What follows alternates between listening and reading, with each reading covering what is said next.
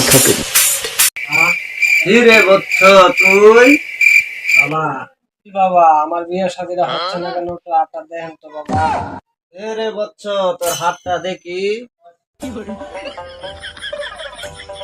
তোর হাতও তো দেখা যায় অনেক সমস্যা। তোর 50 বছরের ভিতরে আমি দেখতে পাচ্ছি বিয়ে শাদী হওয়ার সম্ভাবনা নাই। কেন বাবা?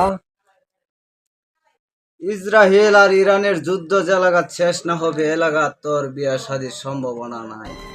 কি কোন এটা বাবা? তুই আর বিয়ে শাদী করতে পারবি না। যদি এটা সম্ভাবনা হয় তাহলে বিয়ে শাদী করতে পারবি। বাবা আরে কাম করলে হয় না?